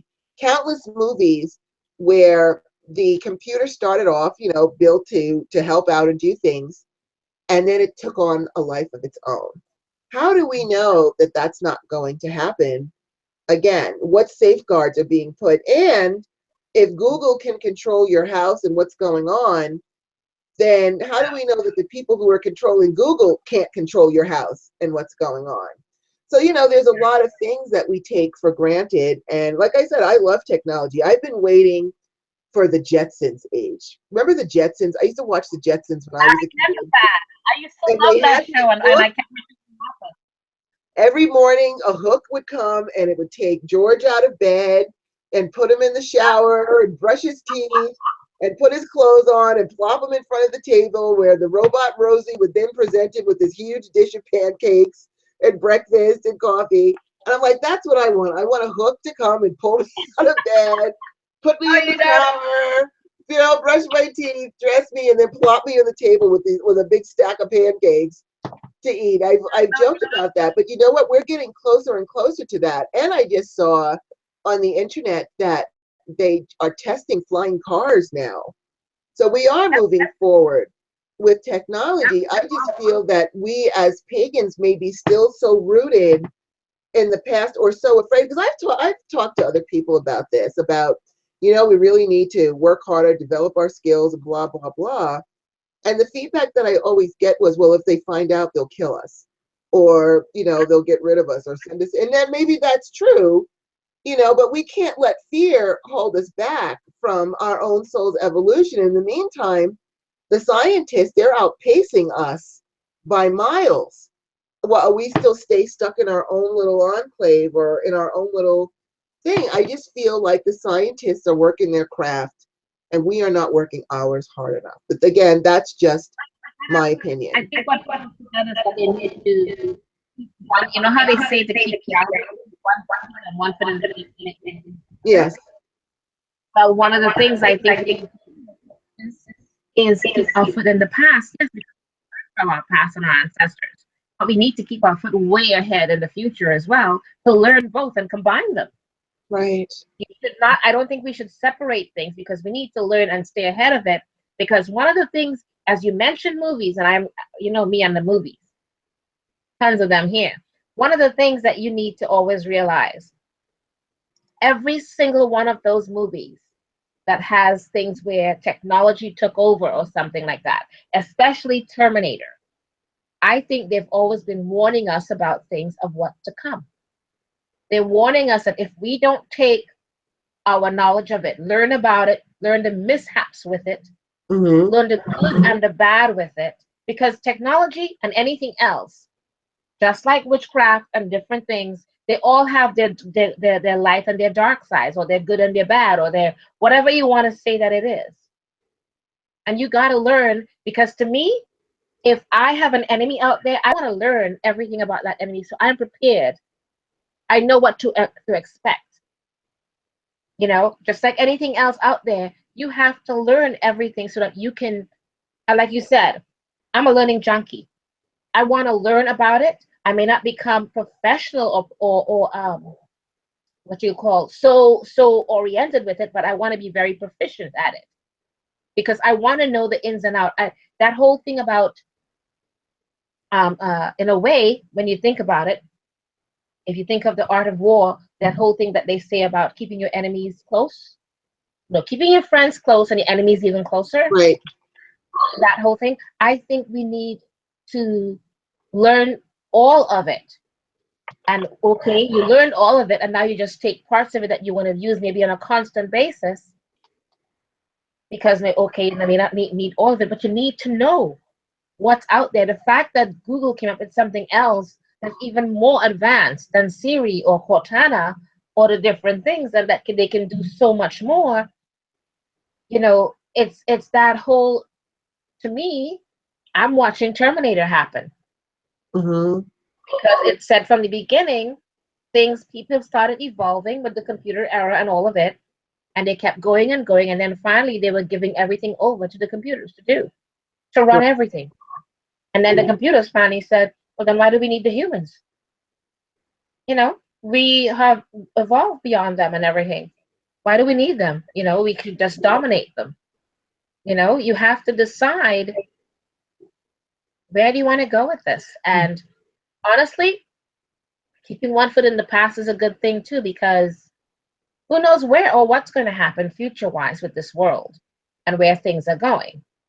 So you need to know how to survive without the electrical age and all of that, because if anything, who knows where it will take us? Or because of the computers controlling, if you notice, even with Terminator, what did they do when it got so far beyond? Things went back to scratch one, humans, right? No electricity, no anything, no television, no none of that, right? And they had to learn and teach themselves how to go back into the past to survive. Right. So we're not saying give up the past, because I think witches live and breathe on that. We survive. We thrive on our past, but we also need, I think, for survival and not just thriving, we need to encompass the whole thing. It's just my thoughts on it. I mean, it's not facts, but I think it's something that we should think about. And honestly, I'm going to be doing it anyways. I want to learn all of it. I want to learn how to do a blacksmithing. I want to learn how to make Siri work for me as well. But I also want to know what would happen if Siri took over, or Cortana took over, or who knows what else took over, or whatever that name is of the new Google one that's coming out. And they're making it kind of cool. You are absolutely right. You know, it's almost like that movie Back to the Future, where we're going to have to use things from the past in the future. And that could really happen. You know, a very real, I'm not even going to say a possibility, I'm going to say a probability, is that because computers have taken over and are slowly, keep continuously taking over and encroaching upon the jobs of humans, 20 years from now, maybe not even 20 years, less than that, a lot of jobs that are done by us that we get wages for will be gone. You know, just the other day, I went to the post office. The post office has always been open till 6 o'clock. And then you could go to the lobby and buy, they have automated machines where you can buy stamps and things, but there were humans in there till 6 o'clock. And I went in there, it was about 5:30, and I was shocked to see that the gates were down and that I had to use, there was this huge line for the machines. And I said, what's going on? They're open till 6 usually. And they're like, no, they changed the hours. Now they're open till 5, and you have to use these automated machines. Soon they'll be closing at 4, then at 3, and we're going to have to keep using these machines because they're going to start to wean off of postal workers working in the actual post office. When you go to the grocery store, they have the automated checkouts. If you, I've told this story before when I wanted a new phone and I called Verizon, and they had a thing where they would give you extra bonuses if you ordered your phone online and didn't talk to a human. And I got a human on the phone and demanded those bonuses regardless whether I talked to, they're like, well, you only get that if you sign. I said, I don't care. I'm a customer. I want to talk to a human and I want the bonuses and you're going to give them to me. And they did. But they're giving incentives so that you don't talk to humans anymore. You just use machines. So now really is the time. I mean, we're all bedazzled by all the technology and things that are going on. However, that bedazzlement is going to go south when we no longer have money to pay for our cell phones because we have no jobs, because computers and robots have taken them over. So we are going to have to go back to a time where we were completely self-sufficient and self-sustaining. We grow our own vegetables. We have a chicken to have our eggs, you know, and a little plot of land to farm. And that's where we're going back to. So that's something for everyone to really think about is 10 years and the way technology is rolling. You know, Uranus is going into Taurus next year and will be there for 8 years or 8 years, I think it is. And when the last time Uranus was in Taurus, we had the Great Depression. And so I could see where that can happen again as technology keeps encroaching on jobs, encroaching on jobs, and encroaching on jobs. You know, in our local Walmart, they built like it's got to have at least 10 machines in it to keep you off the lines. And they kind of try to herd you to use the automated machine so that they can cut down on employees. There is going to come in the very near future. If you don't know how to grow your own vegetables or have your own little plot of land or whatever it is, so many people can be out of jobs and not have a way to, and that could bring on the Great Depression. And that's why I get annoyed. I probably shouldn't bring politics in, but I will. I'm very annoyed when I see, you know, the headlines that Trump is cutting corporate taxes, with his idea being, well, if we save the corporations money, that will give them more money that they can hire people. And that's going to cause economic growth. Well, that's bullshit because we are moving more towards automation. So all that's going to happen is that these companies will have extra money and that they will invest into machines that over the long term will save them a lot of money and they will get richer. And then those people that would have had those jobs are now standing on a food line and unemployment because we can't get jobs anymore because machines are taking over. So even though as much as I love my iPhone, I love what it does. It gets me where I need to go and does my calendar and things like that. I am exceptionally aware that this very same technology that I am enjoying could cost me quite a bit, and everyone around me. I mean, even though I don't work for a traditional company, I work for myself. If people have no jobs, then they can't pay me for my services. So I'm just in as big a trouble as if I worked for that corporation. And I already know the devastation of losing a career from being in the mortgage industry and having it crash and having to lose that very lucrative career that I had. So this is something that's very real, and it was because of automation that happened. And I said it in the beginning when they brought in these computerized underwriters making decisions about the loans. I said, this is a big mistake, and the machines can't see everything. They can't see the human principle of what's going on. And sure enough, they let all these machines make the decision, and all these houses went into foreclosure. The mortgage industry crashed, and so many people like myself were out of jobs, out of careers, completely out of careers. I know so many mortgage people that are doing completely different things now because there was no career left to go to. So I've already experienced that.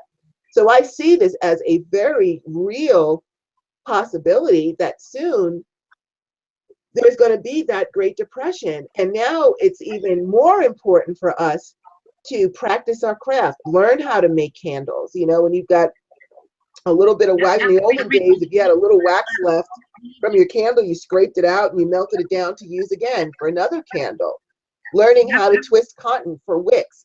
You know, learning those old ways that are going to help you in the future, because if you do not, we're going to be in very serious trouble, and it's coming up very quickly, really fast. I don't even know if I could give it 10 years before so many people will be out of jobs. Yeah, and it will be based on a lot of things that Trump is doing right now. It will be based on a lot of the things that he's cutting, saying he's doing for the benefit of all, and it's not. You're going to see the results to it. But I'm not going to get too political with that part. There was a point I wanted to make to remind you guys. As Goddess Rhonda just mentioned, that whole thing about where computers are going, I think one of the things that we need to go back to, seeing the movie Hidden Figures, I did not know this, that humans were the first computers. Humans were called computers. I did not know that. When I heard it in that movie, I'm like, what? Humans were the computers? I did not know that. The way they made it sound is that computers were always machines. No, they were not. They got all their thoughts and ideas and all their input from humans. Right.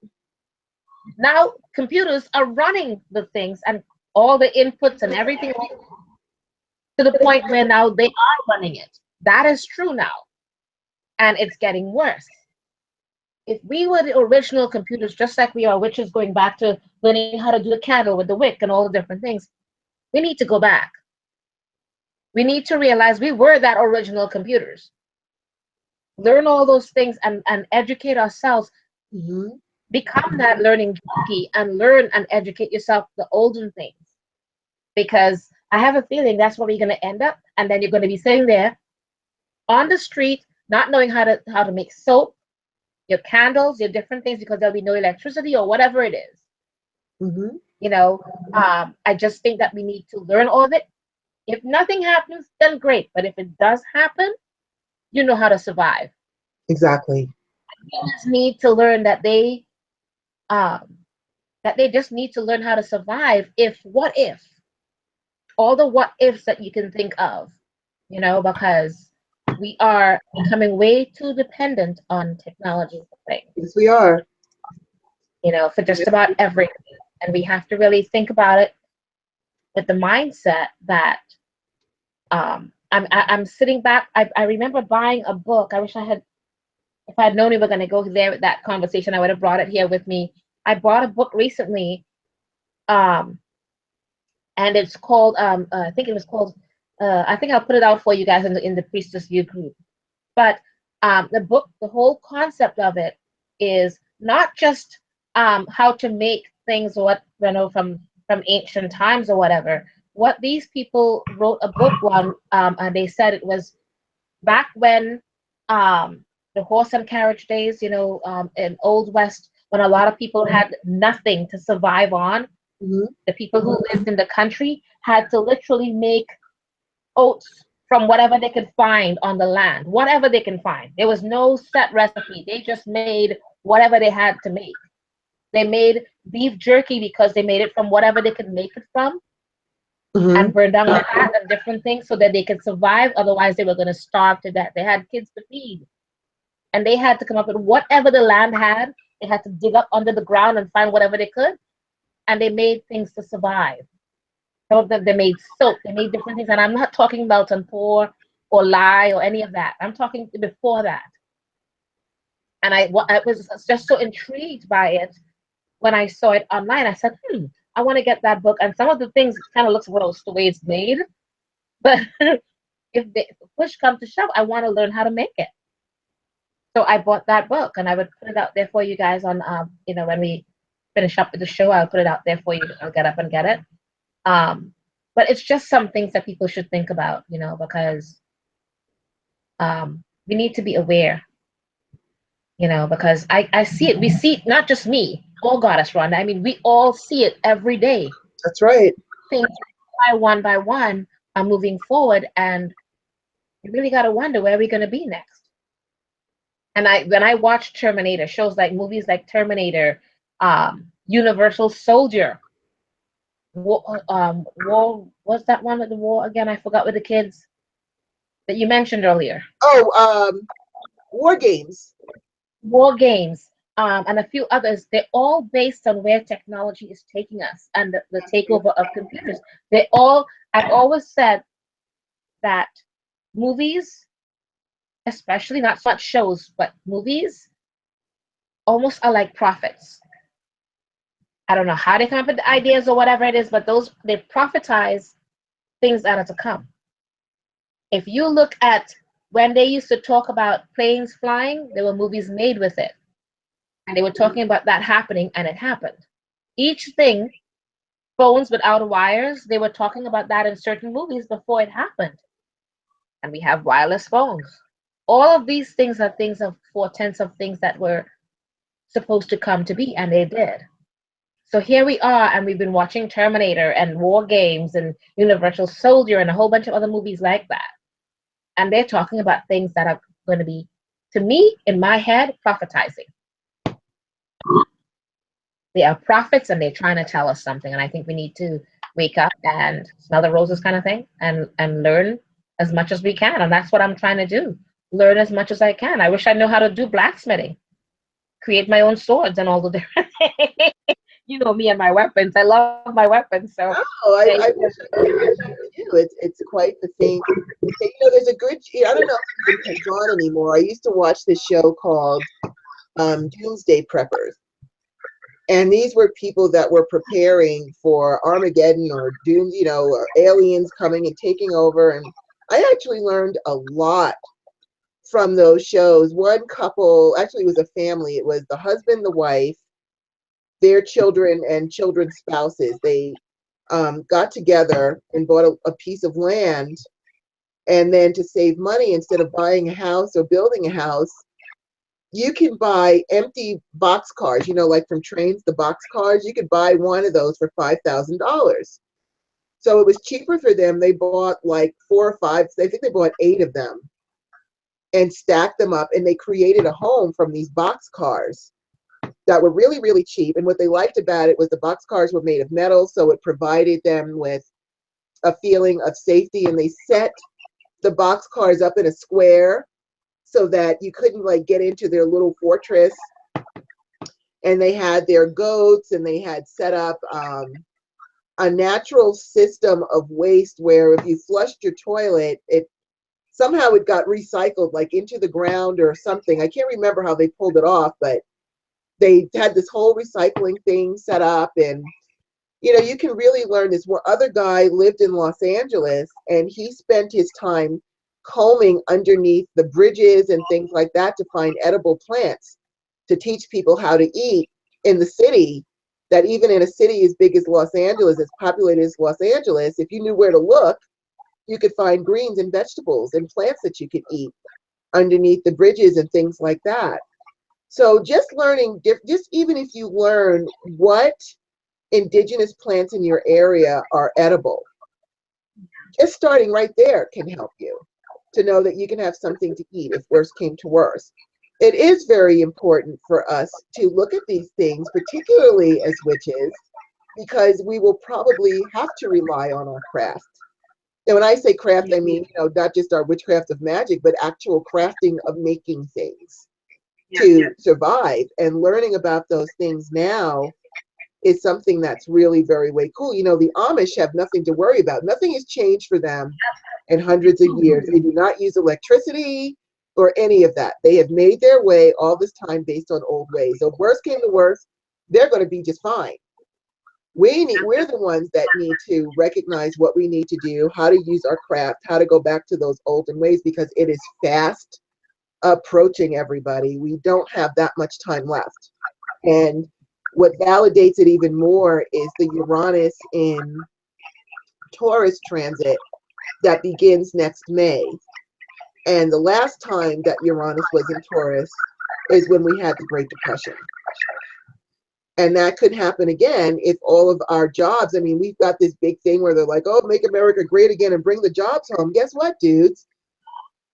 Our jobs going to other countries is not the problem. The problem is, and you'll see it if you just go into your local grocery store, is automation is taking over. And once those people's jobs are gone, that's going to trickle down to everybody else. And soon we will be in that depression because we're allowing technology to take over. And I don't see anybody saying, how we're going to replace these jobs that technology is now taking over. What are we going to do with those workers? Nobody's talking about that.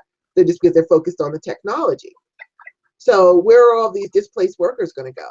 How are they going to pay their bills? How are they going to eat? What are we going to do? And that is why we have to really pay attention. We have to really practice our craft. Like I said, not just the magic craft, but the actual of crafting of things. I'm actually considering buying, a churn and learn how to churn my own butter. First of all, it'll be great for my arms. I have nice buff arms. But, we are going to have to go back to that. And so that's something for everyone to think of when we think of our craft, is the actual crafting of items that we may need. It's really important for us to pay attention to that, and also to bring up to everyone that we talk to, hey, with all of this great technology, where are the jobs going to come from? Because not everybody is scientifically minded and can get a job as an engineer or working with technology. We've got lots of people that are not, that's not the way their brain works. And so what about the other people? You can not everyone can be an engineer. So that's something that we really have to think about, because technology is the new craft, and the scientists have worked very hard at their craft, and it could actually displace all of us and send us into a depression worse than the one that we had in the late 20s and early 30s. Because there's no bounce back. They're not going to take the machines away and go back to manual labor. The companies are going to keep the machines, because the machines, they don't have to pay them a salary. They don't have to pay health insurance.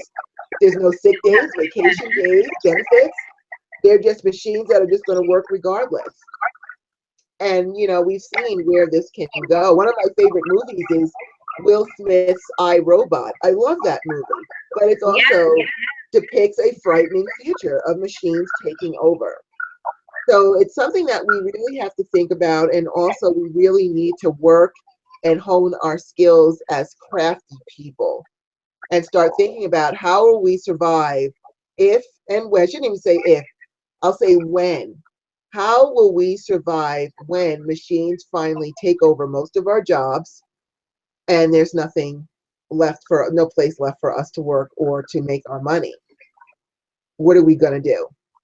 Even with teachers, now they're promoting online classes where you don't need 100 teachers in a school because it's all online. So you can teach like 1,000 people with one teacher. These are all things that are very real. It's a very real reality that is fast approaching.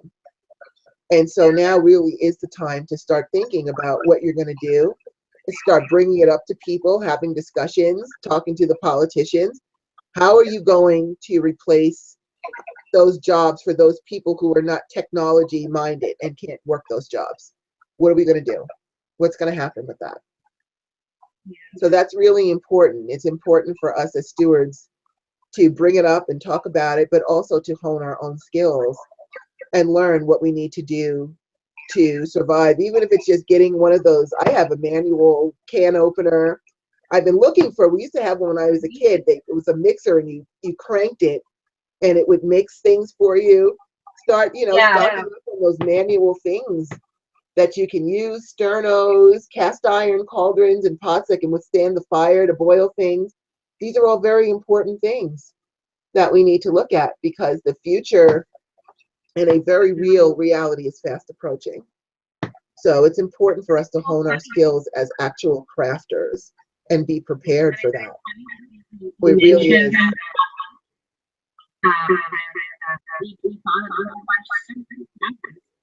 We do away from the wicked practice that are called crafting of the witch.